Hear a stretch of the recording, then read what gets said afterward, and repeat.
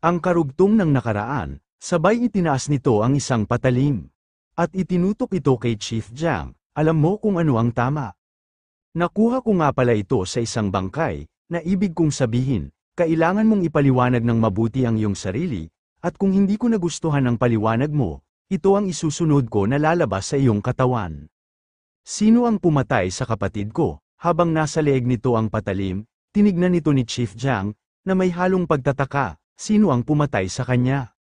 Na ibig sabihin ba nun, si Becky So ay talagang patay na? Mga tanong sa kanyang isipan na hindi alam kung saan kukunin ang kasagutan. Sir, ayusin natin ito, ang totoo, ay namatay siya habang nasa isang pambansang misyon. Kung sasabihin ko sa gangster na bastard, tiyak na ito ay itatago sa dilim. At iyon ang tumatakbo sa kanyang isipan, hindi ko masasabi sa iyo ang mga detalye dahil kumpidensyal ang mga ito, ngunit isang masusing pagsisiyasat ang kailangan. Ngunit agad umigkas ang kamao ng ating bida, bumaksak na bali ang ilong na mahilo-hilo ito, sa kabiglaanan. Ang dami mong sinasabi, tinatanong kita kung sino ang pumatay sa kapatid ko. Sigaw nitong sabi, napahiga si Chief Jiang, na itinaas ang isang kamay habang ang isang kamay ay mayroon dinudukot sa loob ng coat. Mabilis na hamarang ang babae sa harapan ng ating bida. At hinawakan naman ni Han Jingwon ang balikat ni Chief Jiang, na bahagyang sumulyap ito sa lalaki. Section Chief Jiang, mas maganda kung umalis na lang tayo. Lumapit ka dito, o lumayas ka dito kumag na bastard ka. Galit na sigaw nito, bahagyang sumulyap si Chief Jiang, na tila nag-iwan ng masamang banta. Samantala, tinatanong kita kung sino ang pumatay sa kapatid ko, ano ang masasabi mo dun? Parehas di ba, igalaw mo pa ng kaunti ang balikat mo, ano ba ang ginagawa ninyong dalawa? Halika at kailangan nating kumilos ng maayos, kailangan gawin nating ang impormasyon, hindi ka ba tinuturuan ng mga sektor, paano mo na itago sa camouflage mo sa iyong sarili ang mga bagay na ganyan, sabay upo nito sa kanyang tabi, habang siya ay nakatungo. Sigurado ako, ligtas ka pa nang sa mga oras na ito, pero mahahanap ka pa rin nila at alam ko yun. Isusulat ko ang address, sabihin sa kanya na ilagay iyon sa GPS at pumunta dito, at tignan natin kung makakarating sila dito, sisiguraduhin kung bibigyan ko sila ng mainit na pagtanggap, hindi ako pwedeng magtago na lang dito habang buhay, sabay tayo nito para umalis, at dala ang kanyang bag, ano, at saan ka naman pupunta, man, saan pa ba, sa funeral parlor tinanong mo ako kung marunong akong umarte, at hindi ako marunong umarte. Kasi, papatayin ko talaga siya, i-announce mo ba na nandito ako, o lalabas ka at hahanapin mo siya? Naintindihan ko talaga ang sinabi mo, ngunit hindi ba mas maganda kung dito ka na lang nagstay at huwag nang gumawa ng kaguluhan? Nakaligtas ka, kaya nga ang sinasabi ko ay magtrabaho ka sa akin at tinatago mo ako dito, at manirahan bilang isang gangster, di ba? Hindi agad nakakibo ang kanyang kapatid at tila ito ay nag-isip muna bago muling nagsalita, matapos ay ipinatong nito ang kamay sa kanyang balikat. Oh, tama ka, gusto kong maging gangster ka, sa bagay, gusto ko rin. Sama ka rin sa akin, pareho tayong mambubugbog ng tao. Tila hindi nito nagustuhan ang sinabi nito, pinalis nito ang kamay na ipinatong ng kanyang kapatid sa kanyang balikat, at tuloy-tuloy itong lumabas. Tinawag siya nito pero hindi niya ito pinansin pa. Hey, Park Yeso, napahawak ito sa kanyang noo, na tila sumakit ito, I swear hindi tayo kambal, higit sa kung gaano tayo kawalang ingat, Jiyong, sabihin mo sa mga tauhan mo na bantayan siya, may gagawin siyang katangahan, samantala, nakatayo ito habang nag-iisa sa kadiliman ng gabi. Napalingon ito nang biglang lumiwanag sa kanyang kinatatayuan. Napatingin ito, at inayos ang hood ng jacket para matakpan ang kanyang mukha. Susundan mo pa ba talaga ako? Oo, ito ay utos ng Pangulo. Sa hindi kalayuan habang nagpalakad ang dalawa, ay mayroon assassin na nakakubli na may hawak na patalim. Na tila handang umatake makakuha lang ng pagkakataon. Samantala, habang nakatanaw sa isang glass wall si Chief Jiang, na may kausap sa telepono. Sige, bantayan mo siya. Matapos ay pinatay nito ang kanyang telepono, muling tumano ito, at inalala ang mukha ng kakambal ng ating bida, agad itong napaisip, ang kanyang ekspresyon, sigurado siyang napapatay niya ako kaagad, Baekdo-kyung, alam kong may alam ka, gayunpaman, habang ito ay nasa kalaliman ng pag-iisip, Nagulat pa ito ng, "Huwag kang lilinggan, kung gusto mong ibalik namin ng ligtas ang anak mo. Ano ang kailangan mo, kaya kung ibigay ang lahat, kaya please huwag mong sasaktang ang anak ko. Ang gusto ko ay ang daddy ko," sabay bebet nito sa ama. At habang naglalakad na ito, "Halika honey, nahihirapan ka ba? Siyempre ito ay, matigas ang upuan at hindi ko maiunat ang aking mga paa. I'm sorry to hear that sweetheart, sa susunod ay sisiguraduhin ko lilipad ka sa mas magandang upuan. Higit sa lahat dahil namimiss na kita," sabay yakap nito sa ama. "Sa susunod sasabihin ko sa eroplano na lumipad ng mas mabilis. Gaya ng inaasahan ko sa daddy ko, ito pa ang kapangyarihan ng isang ahente mula sa sektor ng impormasyon. Haha, kahit ang iyong daddy ay nakaputi lang na pumapasok sa trabaho, puro papeles lang ang ginagawa ko. Ibig bang sabihin noon hindi mo kayang lumaban? Haha, yan ay. Hindi pa ako napapaaway dati, samantala, nakaubos na ng isang kaha ng sigarilyo si Baek Do-kyung, agad nilamukos ito nang maubos ang laman. Agad itong lumapit sa babae ang kanyang assistant, "Sinigarilyo ko lahat sila, bibili ako sa labas ng mabilis, ako na lang ang bibili, bababa na ako, please maghintay ka saglit, halika na hayaan mo akong sumama sa iyo. Kailangan ko ng sariwang hangin, pakiramdam ko ay nakakulong ako dito, hindi pwedeng department head ha, at pinasama mo pa lahat ng sundalo mo sa nakakabata mong kapatid, alam mo delikado kung aalis kang mag-isa ngayon, hindi ba ako makakalabas kung wala akong guardian?" "Oh, hindi ko sinasabing guardian, pero delikado ang paglabas mong mag-isa," ngumiti ito sa babae, bago muling nagsalita, "Kung ganon, gawin natin ito." Agad sumakay ito sa elevator, magkahawak kamay ang babae at si Do-kyung, nasakay ng elevator kasama ang dalawang bodyguard, tumingin muna si Do-kyung, bago muli itong nagsalita. "Ayos lang na kung bibili ako ng sigarilyo, sige lang," na para bang nahihiya ito dahil sa ito ay nagpaalam pa sa kanya. Muli lumingon ito sa likod kung nasaan mismo ang bodyguard. "Ito ang aking kapatid, maari bang bumati ka?" "Huwag mong sabihin yan," muling tugon ng babae, agad yumuko ang lalaking bodyguard at bumati, "Magandang gabi po ma'am." Napasulyap ang kapatid ng ating bida, tila pinag-aralan ang kilos nito, at naisip niya na parang may mali, lumapit ito at umakbay sa balikat. "Hindi ba't lalong gumanda ang kapatid ko?" "Opo sir, gwapo mo din po ngayon." "Tama ka, pero, alam mo ba, na lahat ng tumatawag sa kanya ng ma'am, ay lahat ay nasa pagtitipon sa isang lugar." "Sino ka? Isa ka ba sa mga alipors ni Chief Jang?" Mahinahon pero may diin ang bawat kataga, habang ito ay nagtatanong. "Ano po ang pinagsasabi nyo, sir?" "Hindi ko." Agad pinutol ang kanyang sinasabi, mabilis inilabas nito ang patalim, sabay atake nito kay Do-kyung, ng patalim ngunit mabilis itong nakaiwas. At nakumpirma niya na tama nga ang kanyang hinala, bahagyang siya umatras na nakahanda naman ang babae na may hawak na rin patalim. "Sua, may balaraw ka pa ba? Nasa iyo yung binigay ko sa iyo di ba?" "Oo, nasa ibaba ng aking kasuutan." Habang nakahanda sumagupa ang dalawa, mabilis itong kumilos, agad niyang hinugot ang patalim na nakasuksok ito sa leather na nakapalibot sa hita ng babae. Kung ganon, paumanhin saglit.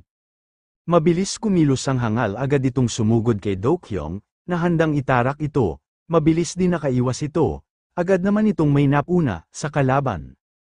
"Tignan mo nga naman, pumunta ka dito na suot ang bagay na gusto ko." Hindi pinansin ng hangal ang sinabi nito, muling inatake ito ng patalim, muling umiwas ito, "Damn. Kung nakasuot siya ng pang-protective na suit, medyo maikling ang talam ng balaraw ko.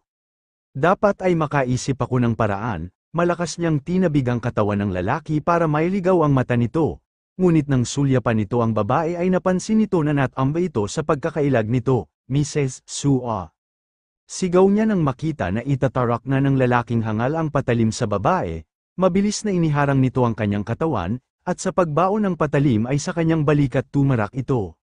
"Ayos ka lang ba Mrs. Sua? Matagal ka rin namang hindi nakakakita ng nasaksak di ba?" Hindi agad makakilos ang babae, itong lalaking ito. Kusa niyang ginugulo si Sua, at sa rate na ito si Sua ang magiging sentro ng gulo. Mabilis ito kumilos, at agad niyang hiniwa ang kamay ng hangal.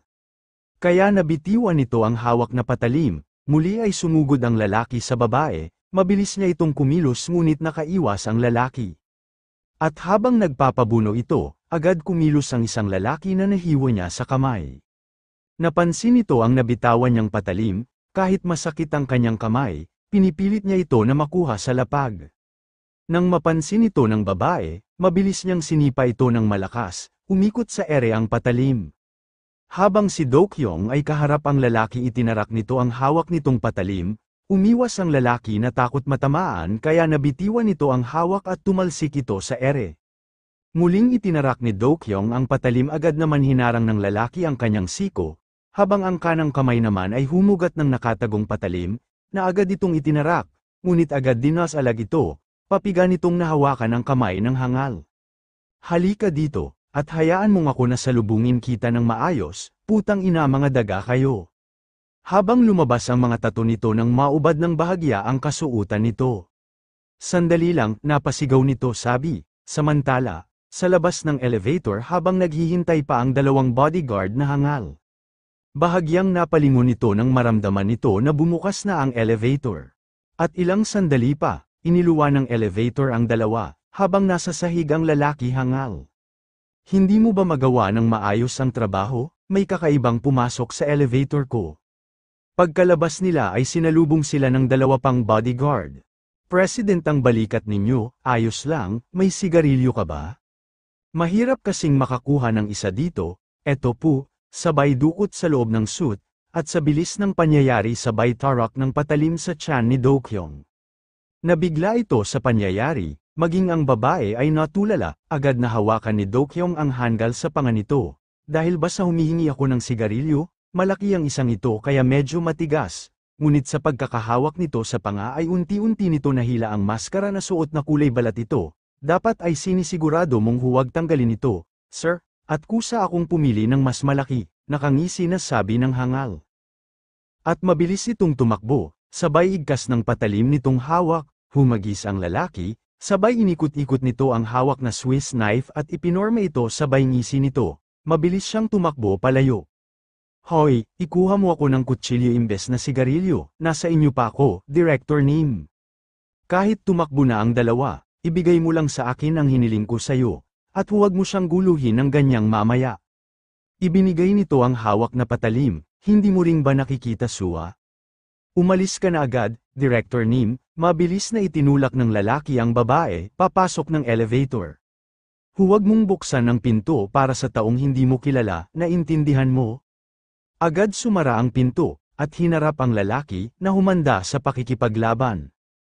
Ano ba ang dapat kong gawin? Mula noon ay nasa tamang pahina ako, ano? Wala ka bang sasabihin? Ngumisi ang lalaki, habang kumislap ang matalas nitong hawak. Baek Do-kyung, normal lang ba sa'yo, ang ganito kadaldal? HID Special Task Force Assassination Team, Unidentified, alias Ghost. Wow, ha? Alam mo ang pangalan ko, as expected pinatay mo rin ba ang kapatid ko? Ngunit habang sinasabi niya ito, ay mayroon kakaiba nararamdaman nito mula sa kanyang loob na katawan. Gaano ba kalalim ang sugat ko? Shit, kailangan kong tapusin ito ng mabilis. Kung bibigyan ako ng pagkakataon na gusto ko, sabay talon nito, at habang nasa ere. Gusto ko magtanong sa iyo ng isang bagay gangster. Talaga bang patay na si Baek Hee-soo? Ikaw, talaga ba? Dumating ang boss mo, at nagbigay ng pera, sabay lingon nito. At sinalag ang atake nito, uulitin ko ang tanong. Si Baek Hee-soo, nasaan siya, asshole, hindi ka ba nakikinig? Samantala, habang naglalakad sa sidewalk ang lalaking pinagkakatiwalaan ng kanyang kapatid, at ang ating bida na si Baek Hee-soo. Mayroon lihim na sumusunod sa kanila, at mabilis itong lumiko sa eskinita, na ipinagtaka naman ng lalaking sumusunod. Mabilis din ito sumunod sa eskinita, ngunit pagliko nito, ay bumungad ang kamao nito sa kanyang mukha. Agad dama po ang kamao nito sa kanyang mukha na ikinahagis nito. At napahiga at napaekis ang kanyang braso at tila ba hindi niya ito may galaw. Putya, kapangyarihan ba ito, nabali yata ang braso ko? Daing ng lalaki na nasaktan, pinadala ka ba ni CEO Jang? Inutusan ka ba niya na tignan mo ako kung buhay ako o hindi? Oo, gaya ng naisip ko, walang dahilan na mamatay ka ng ganyan. Ang boses niya, huwag mong sabihin na, ikaw si Lee Sayon, Agad tinanggal ng lalaki ang hood na nakatakip sa kabuuang mukha nito. Matagal na din, team leader. Lumapit sa ating bida ang lalaking malaki ang katawan at nagtanong. Siya ba ay isang taong kilala mo? Kakilala ko siya? Isa kang gorila, anong gagawin ko dito? Tignan mo ito. Na tila ba masama ang loob, dahil sa nasaktan sa nasugatan nitong palad. Pasensya ka na Sion, sabay tapik nito sa kanyang balikat. Ako, ay dapat ay nanatili sa iyo, sabay tungo nito habang hawak ng dalawang kamay ang balikat ni Sion. Na tila bumalik ang sakit na naramdaman nang mawala lahat ng kanya nasasakupan. Malungkot na nagsalita ito, ako lang ang nakaligtas. Nakita mo naman na buhay pa ako at ikaw, kaya naman sana sa susunod ay. Kapag may masarap na pagkain, share mo na sa akin mighty boy. Nakangiting sabi ni Sion, Aray, nagka-goosebumps ako, please itigil mo na. Lumayo ka muna sa akin, bakit hindi mo ginawa para sa akin, ikaw mighty boy? Sige, nasaktan ka ba? Hindi, shit, walang laman ang tiyan ko at bali ang kamay ko. Habang nagbibiroan nag-uusap ang dalawa, kasalukuyan may kausap sa telepono ang lalaking malaki ang katawan, napatingin ang dalawa, hindi naman siya gorilla, pero yun, Ajushi, bakit siya biglang nagkaganyan ang mukha niya? Sa tingin ko, parang may nangyaring masama. Samantala, agad nahiwa ng bahagya ang dibdib ni Do-kyung. At nang sumunod na atake ay nakaiwas ito, sa hawak na Swiss knife. Muli nagsabay itong nagharap walang gustong sumuko, patay kung patay, matira kung sino ang matitrang buhay. Muling umatake si Do-kyung bahagyang nadaplisan nito, agad umatras sa atake nito, bawat atake ng patalim atras ng atras si alias Ghost. Hoy, lumalayo ka, bakit, hihimatayin ka ba sa mahalagang sandali na ito? Halika dito, ngunit ang totoo ay hindi na maganda ang pakiramdam ni Do-kyung, pinipilit lang nito lumaban dahil hindi maganda makita ng kalaban na mayroon siya kahinaan. Hindi magandang ipagpatuloy ang laban na ito, nagsisimula ng lumabo ang paningin ko. Bulong sa kanyang isipan, nang tumingin siya dito ay malabo na sa paningin ang mukha ni alias Ghost, Baek Do-kyung. Ikaw ba talaga ang kapatid ni Baek Hee-soo? Hindi ito nagsalita pero umatake ito, ngunit nakaiwas muli ito, inayos nito ang hawak na Swiss knife inilabas nito ang parang sinulid na nakakabit doon, na tila ba para sa kanya ay iyon ang kanyang huling atake, inaamin ko na ang katulad mong fucking gangster, ay kahanga-hanga, sabay tira ng Swiss knife na tila may sinulid. Na agad na bitiwan nito ang isang patalim sa isang kamay, hinila ito at muling bumalik kay alias Ghost. Ngayon, tatanungin kita ng isang beses pa, nasaan si Baek Hee-soo? Agad nag-isip ng paraan si Do-kyung, para mailigtas ang kapatid sa mga taong gustong kumitil ng buhay ng nag-iisa niyang kapatid na nag-iisa niyang kakambal. Ikaw, dapat marinig ng maraming tao na nagsasabi na ako ay walang taktika, di ba? Na agad itinaas ang dalawang kamay at inipon ang mga hibla ng mahabang buhok, at pinutulan ito. Agad nagtaka ang lalaki sa ginawa ni Do-kyung, nalaglag ang ilang hibla sa sahig, matapos ang makapal na hibla ay nasa nakakuyom niyang kamao. Anong ginagawa mo? Bobo ka ba? Ako si Baek Hee-soo, tanga ka ba? Ano? Nagtaka ang lalaki, matagal itong tinignan. Imposible yan, napakabagal mong nilalang, muling sabay umatake ang dalawa, walang gustong sumuko, parehong palaban, parehong gustong manalo. Para sa kanilang misyon, si Do-kyung para sa kapatid. Ha? Walang paraan si Baek Hee-soo na maging awkward. Ito na ang katapusan mo gangster, muli iwinasiwas ang Swiss knife na may sinulid para ihagis muli ito. Ngunit mabilis ang naging kilos nito, hinablat nito ang sinulid na may Swiss knife. Na ikinagulat ng lalaki, sinamantala ito ni Do-kyung sabay was-iwas ng patalim na tumama sa mukha ng lalaki. Napaigik ito sa sakit na napaluhod, kumalat ang dugo nito sa mukha. Ngayon tumayo ka at lumaban, agad tumayo ito at galit na galit. Hayop kang gangster ka, hinawakan nito ang palso at diniinan nito bago muli nilaslas ang braso. Hindi maari ito, maya-maya pa ay may napuna ito sa patalim. Ano ang mga ito? Ikaw nga ang totoo, at muling tumingin ito kay Do-kyung. Muli, bigkas nito tila nakahanda na itong lumaban muli na itinutok nito ang patalim, na namumula ang mata na bahagyang umisi.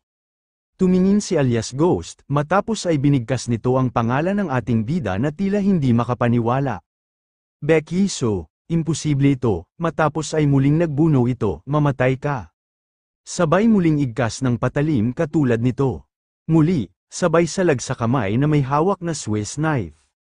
Matapos ay binali nito ang daliri nito sabay kuha ang Swiss knife na hinawakan ang talam nito. Napaigik muli si alias Ghost nang masaktan nito, habang hawak ang talam sabay igkas ng patalim, agad bumaksak si alias Ghost. Tumingin ito na may halong pagkabigla sa pakikipaglaban nito, na pinatunayan na ang kanyang kaharap ay ang inaakala niyang si Becky So.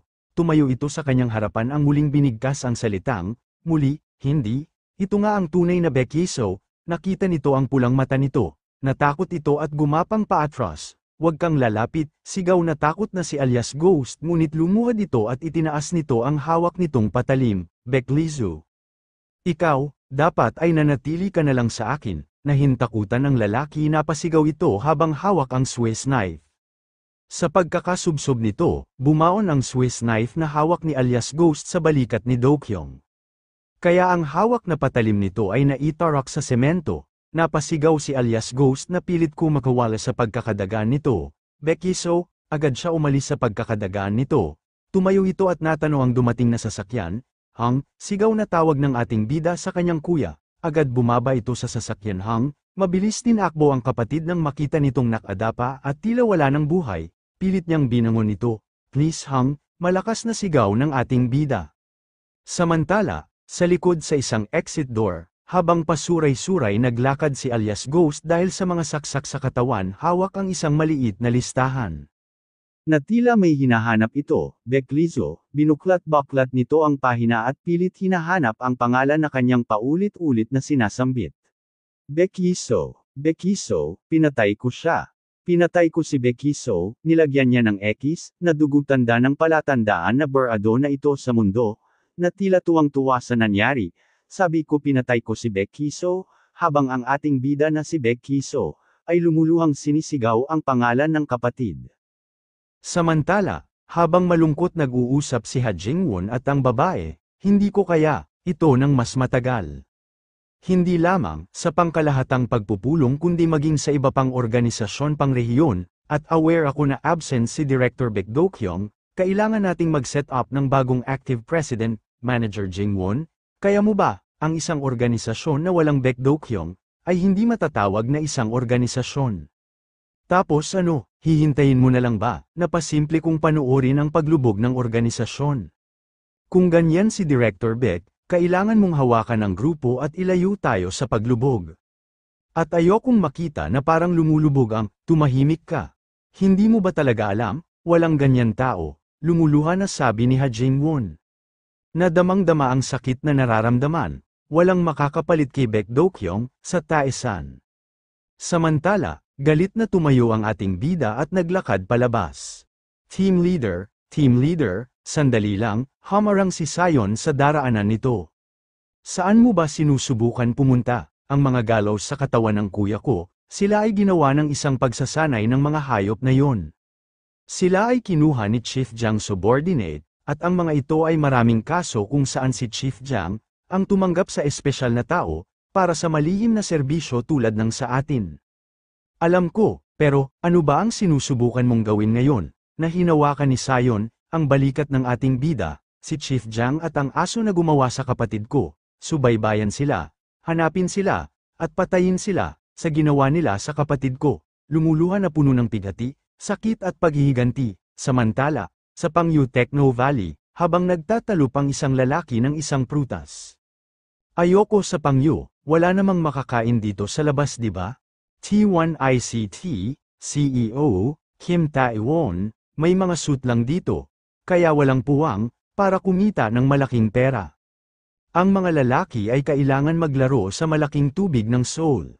Sabay tusok ng patalim, ng piraso ng prutas, nakapunta na kami sa General Assembly, bilang isa sa 4 na major organization sa Seoul. Matapos ay humarap ito sa tauhan at ipinatong ang siko, sa nakaharang na bakal na tila may nakalawit itong lubad pababa. Habang hawak ang patalim na pinambalat sa prutas. In the meantime, si Chief ay narito, at sinabi niya na ito ay may kakaibang tamis. Di ba? Sabay tingin nito sa lalaking nakabitin sa kanyang likuran, na nakabuhol sa lubad na nasa kanyang likod. Matamis, anong kalokohan ang pinagsasabi mo? Mapang-asar na uyam ng lalaking nakabitin, sa likod ng pader na nakatali sa katawan at ang kanyang kamay ay nakagapos sa likod. Ang peras na ito ay hindi pa ganap na hinog, dapat ko bang ihulog ito dito? Sabay hiwa ng lubad, sa kabilang side na nakakonekta sa bihag. CEO, ang pinag-uusapan nyo, ay ang taesan. Ang taesan, ay aatake, ang kaibigan ko sa Seoul ang nagsabi niyan. Nakipagsagupaan si Taesan sa hindi kilalang puwersa kaya hindi sila kumikilos. At hindi makita ang boss nilang si Baek Do-kyung. Sigaw ng nakabitin na lalaki, habang patuloy nang umunguya ng prutas ang lalaking si Kim Tae-won, tila nagduda pa ito sa sinabi ng lalaki. Alam mong si Baek Do-kyung ay hindi nakikita? Solido ba yang impormasyon mo? Sabay hiwa uli sa pangalawang lubad, muling sumigaw ito. Na natatakot sa kinahinatnang nito kung siya ay malalaglag. Oh, ito ay totoo, nakumpirma ko ito, at hindi man lang siya dumalo sa General Assembly. Meron ka pa bang gustong sabihin sa akin? Wala na, yan ang lahat ng nalaman ko. Got it? Sabay putol ng nalalabing tali, napasigaw ang lalaki, nang malaglag ito, muling naghiwa ng piraso ng pruta si Kim Tae-won, at nagutos, at isinuot ang coat tipunin ng lahat, ngayon ay mayroon tayo. Hapunan para sa Taesan, habang ang lalaki na laglag ay buhay at humihinga pa, sa isang mababang palapag, kinuhanan lang pala ito ng impormasyon. Samantala, sa Masyangdong Livestock Market, patuloy naglakad ang ating bida sa kadiliman, sabi niya sa madilim sa ilalim ng pasukan, kung ilalagay mo ito, kung saan mo gustong hanapin, at kung gayon ay mahahanap ito ng sinuman. Kailangan mong itago ito, kung saan hindi ito mahahanap. At iyan ang daan patungo kay Chief Jiang, sabay bukas ng nakasaradong pinto. Ang mga taong ito ay sinanay din ni Chief Jiang. Nang tuluyan niyang binuksan ang pinto, agad siyang pumasok. Kung pababayaan ko ang bantay ko, tapos na ako. Nang makapasok ito sa unang pinto, bahagyang kumubli ito habang dinukot ang hawak na patalim. Sumilip ito, ngunit nagulat ito sa nakita, at tuluyan na siyang lumantad habang hawak ang patalim. Sino ka? Isang lalaki duguan ang nagsalita. Di ba ikaw ay si Baek Hee-soo? Ikaw, buhay ka? Gulat na sabi ng lalaki, lumapit siya sa lalaki. Habang hawak pera ng patalim, pinatabi ng lalaki ang kanyang hawak na patalim nang makilala siya nito. Kung hindi ikaw, pinatay na kita. Anong nangyari dito? Well, ginawa ito, ni Chief Jiang, ang hayop na yon. Sinabi sa lahat na magtipon, pagkatapos ay pinabaunan silang lahat ng tingga. Narinig ko siya sa radyo, na pinangasiwaan ng kanyang mga tauhan ang lahat ng iba pang negosyo. Ang ibang mga lugar ay maaaring kapareho dito, Hee-soo. Tumigil ka na, huwag munang sabihin ang iba pa, Baek Hee-soo. Bahagyang sigaw ng lalaki nang kumapit siya sa balikat ng ating bida. Masyado nang malaki si Chief Jiang, para mahawakan mo. Ito ay hindi isang organisasyon na maaari mong harapin ng mag-isa. Kailangan mong tumakas, at mabuhay, tumakbo ka na. At agad sumubsob na ito sa ating bida, at tuluyan ang nawala ng buhay, habang inalis niya ang nakasubsob na bangkay sa kanyang harapan, isang organisasyon, iyon ang pumasok sa kanyang isipan ang huling binitiwan na sinabi ng lalaki, samantala. Ganyan ba ang klase na organisasyon ang sinasabi mo? Ito ay nakaka-disappoint, ito ba ay isa sa 4 na pangunahing organisasyon ng pangkalahatan pagpupulong? Habang pinapanood ni Kim Tae-won, ang isang rambulan sa kanyang harapan. Ganito lang ba kalakas ang Taesan? Tila ba ay walang kagana-gana itong panoorin? Ang tila banal na tao na hindi matitinag, na si Han Jing-won. Habang may hawak sa tig-isang kamay na walang malay na gangster. Ikaw ba ang pang-4? Hindi ko alam kung saan o ano ang narinig mo, pero sabay hagis ng hawak nito, sa 2 walang malay na gangster. Ito na ang pang-4 na pagkakataon nitong linggo, na may isang grupo ng mga gangster na tulad mo ang pumunta sa amin. Ano, gangster? Kunwari ay nagtataka pa ito, sinubukan ko pang maging mahinahon ng kaunti sa inyo. Habang patuloy na nagsalita si Han Jing-won, palihim na kinuha ni Kim Tae-won ang patalim sa loob ng coat na suot. Paglalaroan ba kita na parang gangster, habang inilabas na nito ang patalim na hawak, habang napatingin naman ito sa dalawang lalaking may hawak din na patalim. Tumingala ito, at parang kumuha ng hangin mula sa itaas. Nagsisimula na akong mapagod dito, muling tinapunan niya ng tingin ang lahat. Sige, lumapit kayong lahat sa akin, mula sa kumpulan, ng mga kalaban sumulpot doon ang ating bida. Tumabi nga kayo, nagtaka naman ang mga nandoon. Sino ba yan? Isang taesan guy. Sa wakas tumigil na siya sa pagiging duwag niya. Mabilis na naglakad palapit kay Han Jing-won, ang ating bida. Ano ang problema, Baek Yi-so? Nagtatakang tanong nito. Kailangan ko ng organisasyon para ipaghiganti ang kapatid ko, dahil hindi ko ito kayang mag-isa. Kaya maaari bang ibigay mo sa akin si Tae-san? Ibigay ko sa iyo si Tae-san? Inulit na sabi ni Han Jing-won. Agad lumapit naman si Kim Tae-won. Hoy, anong ginagawa mo ha? Sabay tutok nito ng patalim sa ating bida. Bumalik ka sa linya mo. Mabilis na inagaw ng ating bida ang patalim nitong hawak at umigkas agad ang kamao nito na napatingala na tinamaan ang mukha nito. This fucking, mura ng lalaki, habang hawak ang ilong nito, na nasaktan. Baek Do-kyung, tila lumabas ang aura ng kanyang kakambal habang hawak ang patalim. Ha? Bakit dumaan si Baek Do-kyung, ha? Anong kalokohan sinasabi mo? Si Baek Do-kyung baka mo? Bahagyang natamba ito. Agad sumugod ang tauhan ni Kim Tae-won, bilang isang sundalo na sanay sa pakikipaglaban, para sa ating bida ay isa lang itong sisiw na madaling magapi. Baliw siya, nilingan ni Kim Tae-won ang kanyang tauhan at sinigawan nito.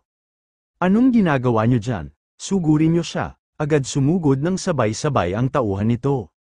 Ngayon ay katapusan na ng Tae-san, tumalim ang mata ng ating bida, tila ito ay isa tigre na handang lumapa sa kagubatan, sa maliksing kilos nito, na bawat madaanan at parang nilapan ng ligaw na hayop, ang mga babong ito. Hoy, tang na, bigyan mo ako ng bal-araw.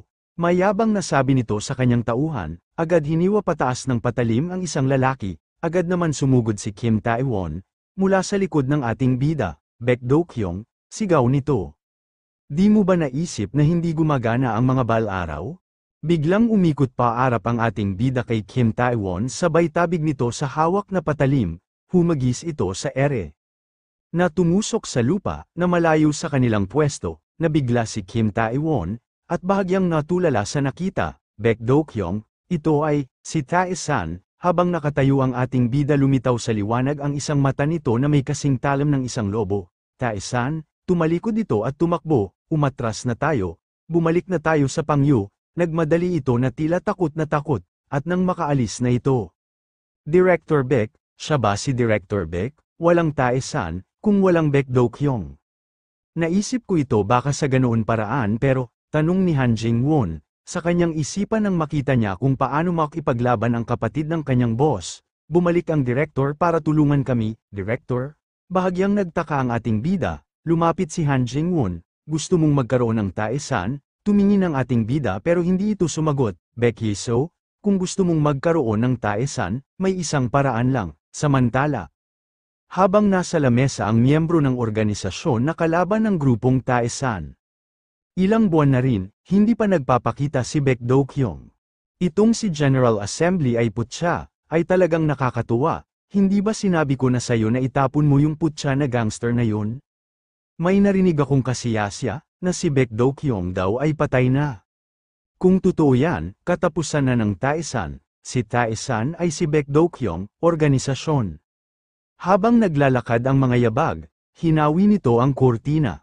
Kung gusto mong maging sayo ang Tae-san, may isang paraan lang, pumasok ang ating bida, kasama si Han Jing-won, at si Sayon, na ikinalingon ng mga organisasyon na nag-uusap doon. Bahagyang ngumiti ang ating bida. Ora, nag-aalala ka ba sa akin na husto? Naupo ito bilang si Baek Do-kyung.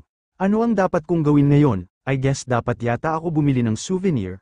Kung gusto mo maging iyo ang Tae-san, may paraan lang, please, at dapat kang maging si Baek Do-kyung. At inilabas ng ating bida ang hawak na patalim, ilagay mo ang daliri sa likod ng talam. Tila kailangan mong gawin yun upang makakuha ka ng higit na lakas. Sabi ng babae habang nakataas ang hintuturo nito. May makakapansin ba sa mga detalye nito? May ilan lang na dapat gawin, at kung ang General Assembly ang kalaban, dapat ay mas marami ka. Ang pinakamalaking boss ng kriminal na gang sa Seoul ay magpupulong. Ang General Assembly, at ang layunin ay upang maiwasan ang isang sagupaan, sa pagitan ng gang at upang hikayatin, ang korporasyon ngunit ang katotohanan ay, may mga naghihintay para sa anumang pagkakataon, na makinabang sa kanilang sarili, naghihintay para sa isang sagupaan na maari mangyari. Oo, at yun ang dahilan, kung bakit kami ni Tae-san ay dumadalaw dito. At yun ang dahilan kung bakit kailangan mong maging mas malaya. Sa totoo lang, hindi ako sigurado kung ito nga ang tamang pagpipilian. Bakit kailangan nating kumilos para protektahan ang Tae-san? Kailangan ko ang Tae-san, sabay kiss-kiss ng daliri nito sa likod ng patalim, isang gang para sa aking paghihiganti, mas malaki at mas malakas kaysa sa iba, at iyan ang dahilan, kung bakit kailangan ko si Tae-san at ang General Assembly, para isumite sa aking mga utos, samantala, sa isang lugar, bro, ito ay dapat na mas malaki, Chief Jiang, natutuwa ako at ginawa mo ng maayos ang trabaho mo. At kahanga-hanga ang iyong husay. Seoul Police Chief, Cho Won-ho, naging posible ang lahat, salamat sa iyong suporta, at lahat sila ay napakahusay. Hindi, napakahusay mo sa iyong trabaho, kaya pala yung mga yun, ay kasalukuyan nakaburol dito, di ba? Ito ay isang sakripisyo para sa higit na kabutihan. Higit na kabutihan, haha, sabay palakpak nito. Tiyak na espesyal ka, gusto ko ito. Ito ba ang pinag-uusapan nila? Gumagawa ng maruming trabaho ngunit para sa higit na kabutihan, si Congressman ay nag-aalala kamakailan, hindi talaga mabasa ng mga taga-norte ang mod, at sa mga damit na wala sa uso, at sigurado, na pressure ako lately, sinasabi nila sa akin na gawin ito at gawin yon. Kaya naman naging busy ako, ngunit, sabay hawak sa balikat, ngunit bakit sinusubukan mo akong gaguhin, ganun ba kahirap alisin ang ilang tao? Sabay duro sa dibdib nito. Bakit ikaw ang nagiging sanhi ng napakaraming gulo para sa akin? Alam mo ba, kung paano ang napakaraming mapagkukunan na ginamit ko, para maglinis ng iniwan mong gulo? Paumanhin para sa sanhi na iniwan kong gulo. At ano, alisin ang Tae-san na hawak ni Baek Do-kyung. Hindi mo ba alam na member ng Chonggui si Tae-san, at alam mo ba ang ibig sabihin nito? At iyan nga ang dahilan, kung bakit kami ay nagtatanong sa iyo. Dahil ito ay nasa iyong kapangyarihan. Putang inang kapangyarihan na yan, ikaw, Cho Won-ho, ano? Cho Won-ho, sabay hablat ni Chief Jiang sa badge na nasa damit nito. Naikinabigla nito, ikaw, dapat alam mo kung sino ang boss. Habang hawak nito sa daliri ang hinablat nitong badge. Ang iyong tungkulin para sa proyektong ito, ay maging hepe ng pulisya. Ang kailangan namin ay leader. Hindi si Cho Won-ho, naiintindihan mo ba? At maraming pwedeng pumalit sa'yo, sabay hagis nito sa hukay ng badge. Kung hindi mo gusto ang role, then fuck off, agad lumapit ang bodyguard ni Cho Won-ho. At kinwelyuhan si Chief Jiang, ikaw lalaki ka masyadong napakasama ng ugali mo ha. Chief ito ba ay ang yun kaibigan? Dude mahusay ka at mabilis. Bakit ba tinapon niya ang badge ko? Kukunin mo ba ang badge ko? Ngunit nagulat lang ito sa nakita, sinipa ni Chief Jiang, ang binti ng lalaki, na ikinatumba nito ng patihaya, hindi agad nakakilos ang lalaki, sabay sipa nito sa mukha, nabigla sa bilis ang Chief of Police na si Cho Won-ho. Nakita naman ito ng isa pang lalaki na tila isa pang bodyguard na susugod sana ngunit napaatras ito, mabilis kumilos si Chief Jiang, agad tinutukan ng baril ang Chief of Police na si Cho Won-ho. Dapat ba kitang ilibing na kasabay niya, Mr. Jiang? Mr. Jiang, nagkamali ako, sabay taas ng kamay nito. Sir, ibinaon ko na ang sarili kong mga miyembro. Chong Hui, so ano, kailangan ko ba na ayusin ito?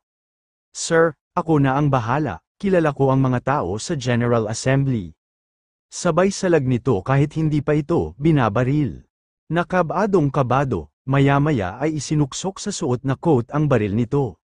Gawin natin ito sa malinis na paraan, Chief Cho Won-ho. Opo, sir, takot na tumugon ito. Tila hindi kontento si Chief Jiang sa mahina nitong tugon. Muling inulit ang sinabi nito. Oo, ba Chief? Opo sir. Malakas nitong tugon, matapos ay tumingin ito sa kawalan. Si Baek Do-kyung, gusto ko siyang makita, utos ni Chief Jiang. Samantala, sa isang organization, sa isang salo-salo, habang nag-uusap ang bawat miyembro na may kanya-kanyang hawak. Bro, itong si Baek Do-kyung, patay na, sinasabi ko sa inyo, kampante na sabi ng lalaki, Jeorang Resort CEO, Ryu Tae-hyung, boss of Jeorang Organization located, inyong, Sango, sinabi ko sa inyo, wala siyang level para dito, sabi niya nasa business trip siya. Bakit ka ba laging nagagalit kapag si Baek Do-kyung ang binabanggit? HHS Entertainment CEO, Han Hae-sung, Gangnam Area Boss, Entertainment CEO. Ako lang ba ulit, ang putya, na nanggugulo, tang na, walang anuman mga batayan.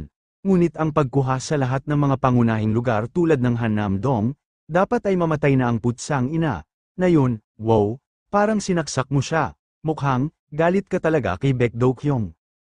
Sean Wang Trade, company owner, Cha Yuva, leader of Gerego Chinese-Korean leader Sam Hap-hui, Korean Trade Director. Bro, inaasar na naman ako ng babaeng ito, sinusubukan na naman niya ipasok sa usapan ang bad guy na yun. Napapikit ito at tinakpang ang kanyang mata ng kamay. Na naiinis ito, tama na yan Mr. Ryu, ang dahilan kung bakit namin ginagawa ang pagpupulong na ito, ay parang mawala ang tensyon sa pagitan natin. Yilhak Capital CEO, Yi Seng-min, Jongno-gu-based call, boss owner of Gudo, Nine Knives. Bro, ang hayop na ito, sabay diin ang upos ng sigarilyo sa lamesa. Hey, Seng-min, kung ganyan ka kumilos hindi na ko magiging komportable sa iyo, sabi ni Ryu Tae-hyung.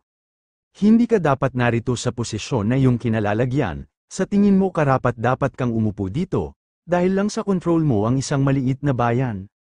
Xiong Hui, ay nilikha ni Yilhak, ang unang chairman. Sung-min, ipasa mo nga sa akin yang toyo, ipasa mo nga sa akin ang toyo Sung-min, para naman nainis si Ryu, dahil hindi sumasali sa usapan si Han Hae-sung, ang humihingi ng toyo. Agad niya itong tinawag at nag-dirty finger na binigkas ng mahina sabay ngisi nito. Tapos ay patay mali siya na humarap sa pagkain, I'm sure, tignan kung gaano kaganda ito, habang pinapayagan ka namin narito, magpakita ka ng respeto, ito na ba ang lugar? Sabi ni Sayon, na hindi na malayan ang presensya nito, napalingon naman ang mga nagtitipo na organisasyon, sino ka bang fuck ka?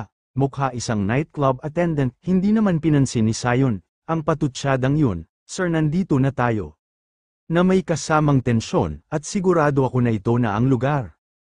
Hinawi nito ang tila palamuting kurtina, at tumambad sa kanila ang ating bida, na bahagyang ikinagulat ng organisasyon.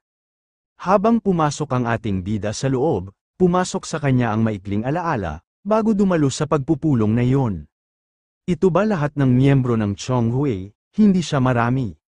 Saad ng ating bida kay Han Jin-wong, na nasa kanyang harapan, habang nag-drive ito. Oo, ngunit ang mahalagang bahagi ay ang relasyon, kahit na sila, ay bumuo ng isang positibong relasyon sa isang partikular na grupo. Well, nakuha ko na ang diwa nito. Ang tanging bagay na dapat nating gawin ay, sabay lapag ng hawak na folder, na naglalaman ng mga impormasyon sa mga organisasyon. Well, kailangan kong lutisin ang problemang ito sa paraan alam ko, Baek Do-kyung, sa kung paano paraan ko itong gagawin. Mula sa kanyang isipan, buo ang kumpiyansa bilang isang Baek Do-kyung, lumapit ito sa lamesa at hinailan ng bahagya ang upuan para makaupo ito. Alipin, ako ba ang pinag-uusapan nyo? Baek, ikaw ba talaga yan? Nagpagupit ka pa talaga? Hindi agad kita nakilala. Sinubukan kong magpa-impress sa'yo. Pero hindi mo man lang agad ako nakilala. Akala ko patay ka na at nasaksak. Nakakadismaya naman. Nag-ipon pa naman ako ng konting effort. Hindi ka gumagamit ng chopsticks, kung kakain ka na parang aso at hindi gagamitin ang iyong mga katsarang pilak, maaari ko bang gamitin ito? Hayop kang lintik ka, Mr. Du, awat ni Mr. Han Hae-sung, na napahawak sa noo. At ang babaeng si Cha Yuva, naman ay napaubo na natatawa. Naupo naman ang ating bida, habang wala ka, nag-uusap-usap kami. Oz, talaga yatang nag-aalala kayo sa akin. Dapat ba may regalo ako sa inyo o kaya kahit ano? Nabalitaan namin na namatay ang kapatid mo. Mahirap siguro, hindi ka man lang nag-message sa amin. Hindi ka naman kadalasan ganito, at ang libing nito ay nakakabaliw. Balita ko ang labanan na ito ay sa pamamagitan ng bal-araw. Oh, oo nga, medyo na-curious din ako tungkol doon. Well, ayoko na ng maraming usapan, mabuti pang sabihin ko ang buod nito. Nararapat bang magpunta sa lugar na ito, ang kasalukuyang estado ng Bekdugayong? Kung alam mo may naghihirap, bakit hindi ka pumunta at magsaya o tumulong? Sabay tayo nito at kinuha ang patalim, ngunit siya nga pala. Sabay tusok ng patalim sa lamesa, bumaon ang dulo nito. Sino ka, para magsalita ng hindi maganda tungkol sa Taesan? Ang gawin nyo guys, ay isipin kung ang Chonghui, kung may karapatan ba? Ano, gawin, paano natin tatanggapin ang mga salitang yon? Sinusubukan mo bang gawin kaaway mo kaming lahat? Didiretsahin ko na kayo, kaya makinig din kayong mabuti. Ito ang gusto ni Taesan, at hindi nadadalo pa si Taesan sa Chonghui, simula ngayon. At gawin nyo, kung ano ang putang inang gusto nyo. Samantala, lumipas ang mga oras, habang lulan ang tatlo sa sasakyan nito. Tahimik na nag-iisip ang ating bida sa loob ng sasakyan. Tumingin sa rearview mirror si Han Jingwon, ang Chonghui, ay kaaway na natin ngayon, may pinaplano ka ba? Bago pa nakasagot ang ating bida, ay bahagyang nagtaka ito, maya-maya pa ay biglang may hamarang sa kanilang sasakyan. Nabigla si Han Jingwon, na napahawak sa manibela, dagli niya na apakan ang preno nito at umiwas, binuksan ni Sayon ang bintana, sino ka batang ina ka? Ngunit inikutan sila ng inikutan ng tatlong sasakyan. Matapos ay bumaba ang lula ng isang sasakyan, iniluwa nito si Ryo, na galit na handang lumaban. Bekdogyong, shit ka, anong sinasabi mong lahat sa panahon ng Chonghui? Sabay lakad nito ng mabilis patungo sa sasakyan ng ating bida, habang inayos nito ang mga bakal na singsing na kulay ginto, sa kanyang mga daliri. Tulad nga ng sinabi mo gagawin ko ang gusto ko, sabay igkas ng kamao nito sa bintana ng sinasakyang ng ating bida, agad nabasag ang salamin ng kotse, nang makita ang ating bida na nakaupo pa rin, at hindi kumibo, pinatong nito ang braso sa ibabaw ng sasakyan, matapos ay inilapit ang mukha nito, kaya, dalhin mo ako sa Taesan, you fucking bitch.